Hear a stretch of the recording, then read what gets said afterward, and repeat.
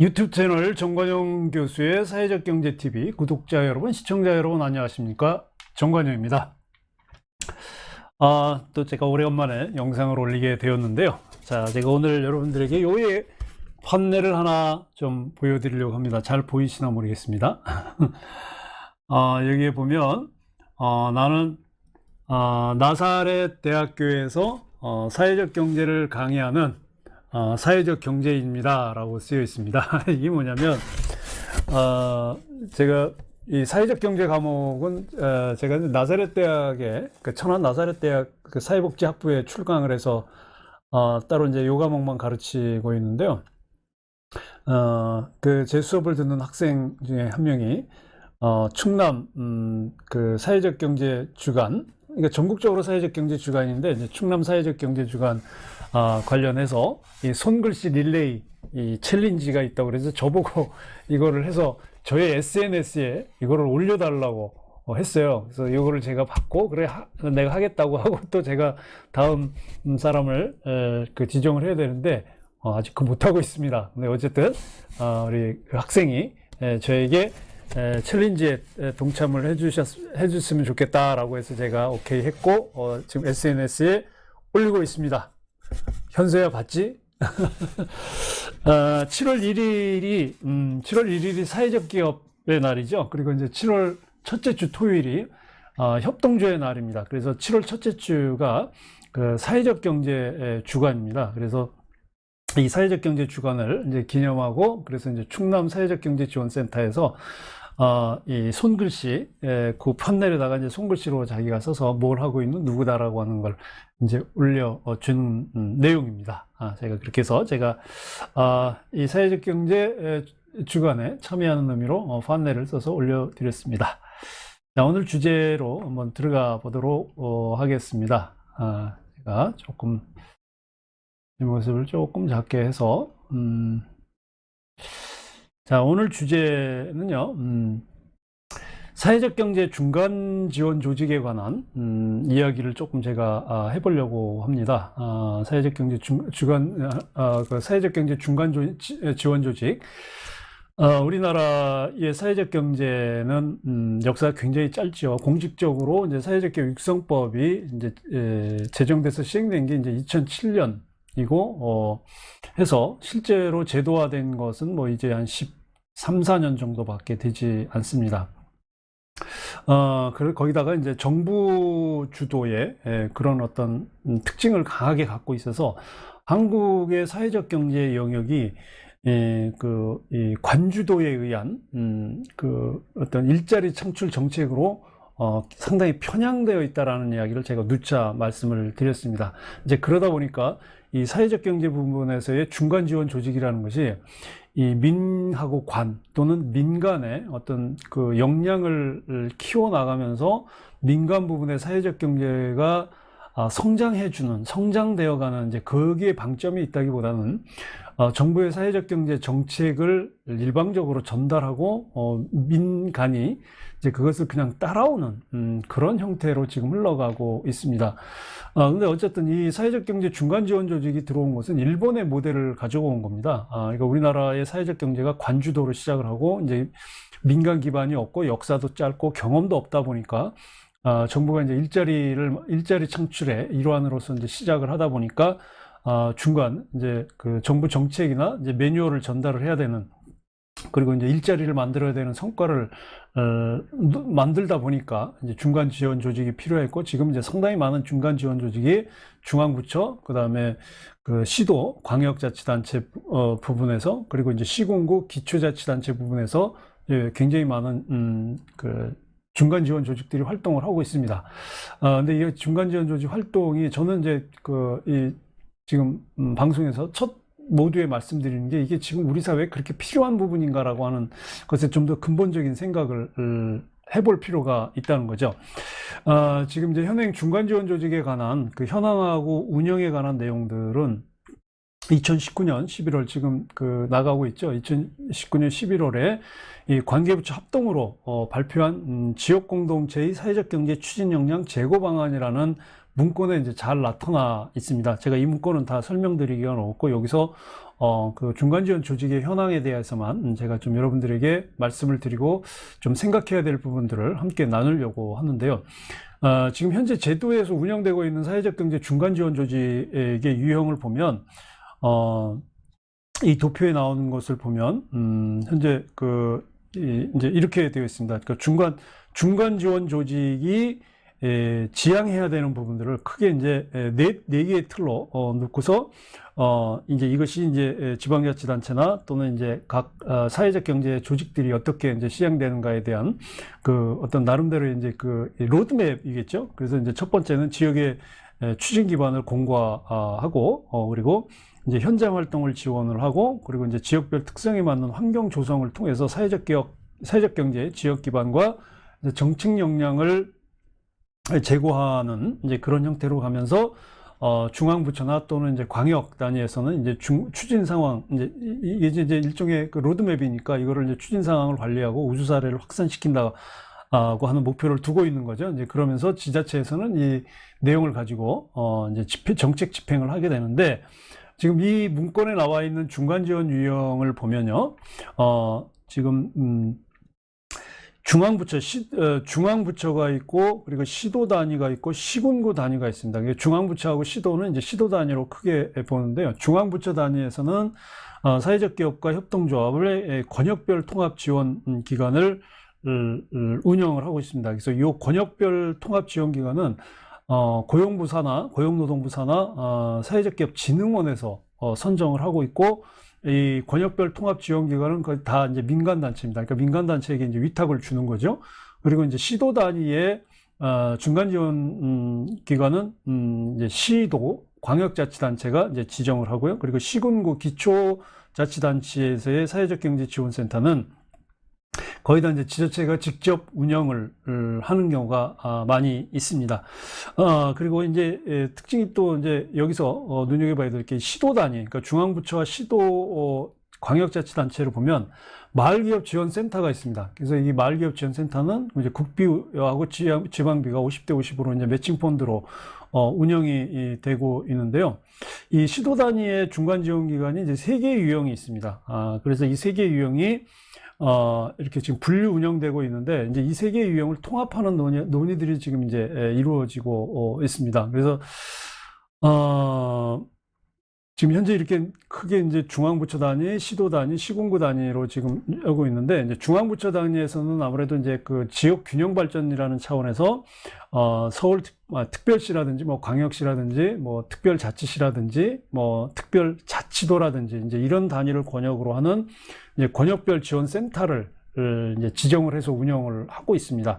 그래서 이 권역별 지원센터의 뭐 지정 절차라든지, 그다음에 사업 범위와 그다음에 권한이라든지, 그리고 이제 그 선정되는 민간단체의 어떤 전문성, 그러니까 사회적 경제 중간 지원 조직으로서의 전문성이나 또 성과 평가하는 방법이라든지, 또 이제 운영이라든지 이런 것 부분들은 이제 대통령령으로 지금 정하게 되어 있습니다. 그리고 이제 그 밑에 단위에서 이제 시도 단위의 사회적 경제 지원센터는 이 중앙부처가 지정하는, 그러니까 사회적 기업 진흥원이 지정하는 권역별 통합 지원기관은 와는 다르게 지방자치단체에서 별도로 자기네들의 특성에 맞는 각 지역 광역자치단체의 특성에 맞춰서 설치 운영을 할 수가 있습니다. 그래서 이제 지원센터에 대한 지원 절차라든지 선정이라든지 뭐 사업 범위나 권한이라든지 이런 것들은 이제 시도의 조례, 그러니까 그 광역자치단체 의회에서 제정된 이제 조례를 통해서 이제 제정이 되고요.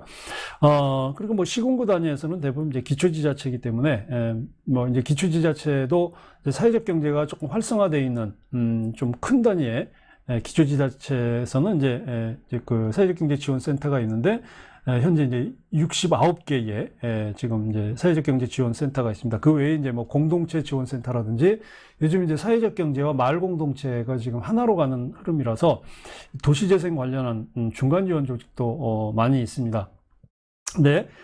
이 문건이 나올 당시 이제 2019년 11월에 어떤 의견이 나왔냐면, 이제 권역별 통합 지원 기관, 그러니까 사회적 기업 진흥원에서 선정하는 권역별 통합 지원 기관하고, 여기 보시면 이제 그 마을기업의 커서가 보이시나요? 예, 마을기업, 음, 예, 마을기업 지원센터, 요 권역별 지원, 통합지원기관하고 마을기업 지원센터를 통합하는 논의가 이제 계속 지금 이루어지고 있습니다. 그래서 여기에 대한 이제 의견이 조금씩 다르기는 한데, 그래서 왜냐하면 이제 기능이 조금 이제 중복되는 부분들이 많이 있거든요. 그리고 특히 이제 이 사회적 기업 같은 관련해서는 이제 기획재정부하고 고용노동부가 겹치죠. 이제 기획재정부는 협동조합, 고용노동부는 사회적 기업, 마을기업은 행정안전부, 그리고 전체적인 총괄은 또 시도 지자체, 광역지자체 이렇게 하다 보니까 이 사회적 기업이나 협동조합의 권역별 통합지원센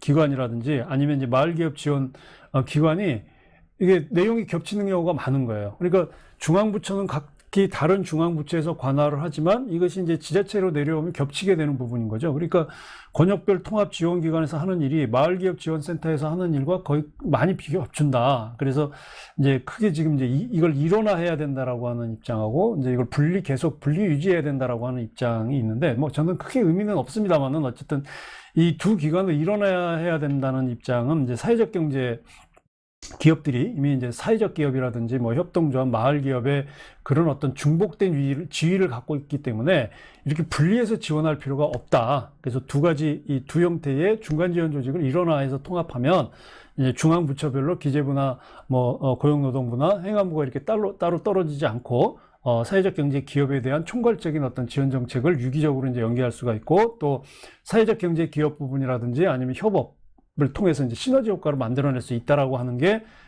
이제 그 일원화를 주장하는 사람들의 입장이에요. 그러니까 또 지역 정책 입장에서 보면 사회적 경제 섹터 부분을 기관에 의해서 분리되지 않고 하나로 이제 지역 문제를 중심으로 해서 하나로 이제 풀어나갈 수 있다라고 하는 장점을 이야기를 하는 거죠. 근데 또 이 권역별 통합 지원 기관하고 마을 기업 지원센터를 그 일원화하는 것에 대해서 반대하는 입장은 사회적 기업하고 마을 기업하고 상황이 너무 다르다라고 하는 이제 이 현실적인 또 논리를 가지고 있어요. 그래서 이 두 개의 지원 기관을 통합한다고 해가지고 한다 치더라도 시너지 효과가 높지 않다. 그리고 중간 지원 조직의 또 이 지역별 수준이나 업무 차이나 이런 것들이 이제 다르기 때문에 인위적으로 이 권역별 통합 지원 기관하고 마을 기업 지원센터를 일원화하면 오히려 조정이라든지 업무 조정이라든지 지원 업무들이 이런 것들이 쉽지 않다라고 하는 이제 두 가지 입장을 가지고 있습니다.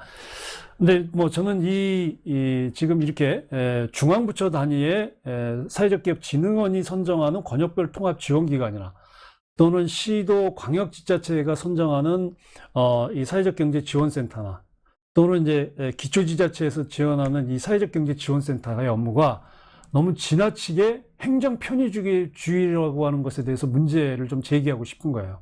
그러니까 실제로 민간 부분에서 민간 스스로의 역량을 통해서 사회적 경제가 지역 기반으로 올라와야 되는 부분들은 더 중요한 부분인데, 그러니까 민간 역량 스스로 확대가 되는 것이 필요한데, 사회적 경제가 정부의 일자리 정책으로 시작이 돼서 추진이 되고 결과치를 놓고서 평가를 받다 보니까 이렇게 지금 지나치게 많은, 그리고 이렇게 옥상옥처럼 중간 지원 조직이 3개의 단계에 있는 거예요. 그리고 실제로 현실적으로 제가 봐도 권역별 통합지원기관이나 시도 단위의 사회적 경제 지원센터나 시군구의 기초단위위원회, 나는 이 3개가 이렇게 나뉘어질 필요가 없다는 생각을 해요.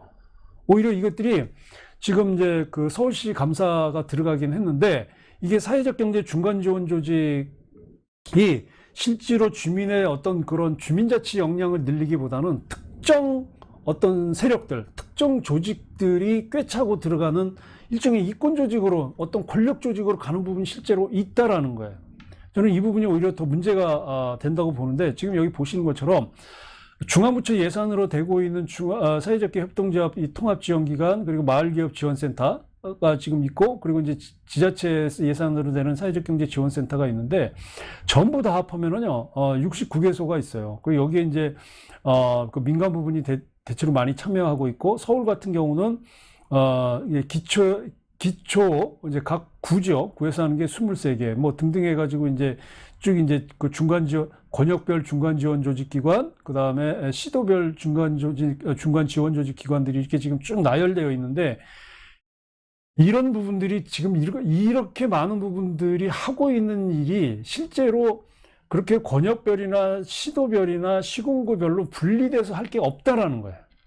그렇게 중층적으로 나눌 이유가 없다라는 겁니다. 제가 뒤에서 이제 말씀드리겠지만 이렇게 나누는 것이 오히려 예산 낭비에, 인력 낭비에, 그리고 가장 밑바닥에 지역 중심으로 사회적 경제가 어떤 방향으로 지역 활성화가 돼서 주민들과 함께 호흡하는 이 지역 경제가 커뮤니티 에코노미가 될 것이냐라는 문제보다는 정부의 매뉴얼을 그대로 아래로 쏟아내는 이 탑다운의 어떤 통제기관으로만 더 저는 기능한다라는 거예요. 그러다 보니까 뭐 평가를 할 때도 굉장히 복잡한, 그리고 뭐 사회적 기업 인증이라든지 이런 부분에서도 아주 복잡한 절차를 거쳐야 되고, 또 여기와 관련된 조직들이 나름대로 또 어떤 인센티브를 얻게 되는 이런 현실적인 문제들이 나올 수밖에 없다라는 거예요. 자, 그래서 그 7월 요게 6일자 문화일보 기사를 제가 지금 가지고 왔는데, 지금 서울시에서 서울시의 주민자치의 마을 공동체의 중간 지원 조직에 대해서 감사를 착수했다고 하는 지금 이제 한 일간지의 보도예요. 그래서 주민자치 키운다더니 중간 조직에다가 314억이나 퍼줬다는 거예요. 그래서 대표적으로 서울시 마을공동체 종합지원센터, 이제 줄여서 서마종이라고 하는데, 를 이제 대상으로 해서 감사를 착수하게 된 그 배경을 이제 쭉 얘기를 했는데, 그 배경이 뭐냐면 서울형 주민자치회라고 하는 모델을 내놓고서는 진짜 주민자치가 올라오는 게 아니라 중간 지원 조직들, 그러니까 지역 주민들을 위해서 돈을, 사업비를 더 많이 써야 되는데 오히려 이 중간 지원 조직 운영비에만 더 많은 예산이 투입됐다라는 거예요. 그리고 이 중간 지원 조직의 어떤 자리, 이 요직을 특정 시민단체 출신들이 계속 꿰차고 들어가면서 자기들만의 어떤 그런 자리 다툼, 자리 갖기, 이런 리그로 전락했다라는 거예요. 그래서 이 서울형 주민자치회가 2017년부터 나오기 시작을 했거든요. 그리고 서울이 시작을 하면 전국으로 거의 다 퍼집니다. 그래서 서울이 항상 선도형 모델을 가지고 왔는데, 지금은 이제 극단적 선택으로 이제 그 권력형 성범죄로 이제 저세상 사람이 됐지만, 박원순 전 서울시장이 있을 때 이걸 추진했는데, 실제로 제가 봐도 서울형 주민자치 모델이 이게 특정 단체들이 계속 개입을 하고, 그리고 중간 지원 조직만 이상하게 비대해지는, 이렇게 된, 가운데만 뚝 튀어나온 경우가 되어버린 거예요. 그래서 실제로 이제 그런 이제 그 감사 결과가 나오긴 했습니다만은, 그 제목을 보니까 5년간 인건비, 운영비 면목으로 엄청 자치구의 주민자치 사업단에만, 중간 지원 조직에만 돈이 들어가고, 뭐 이런 것들이 나오는 거예요. 실제 이제 구에서 보면 참여율이 평균 60%밖에 안 된다는 거예요. 반 조금 넘는 거예요. 그러니까 주민자치 역량은 여전히 밑거름일 수밖에 없다라는 거예요. 그래서 주민자치를 위한 예산이 주민들의 실질적인 사업이나 활동을 통해서 이것들이 나눠져야 되는데, 중간 지원 조직 운영비로 너무 많이 들어간 거예요. 그 운영비 뭐겠어요? 사업비하고 인건비로 다 나가버린 거예요. 그래서 이런 어떤 그 잘못된 중간 지원 조직들이 뭐 서울시뿐만이라고 저는 생각되지 않아요.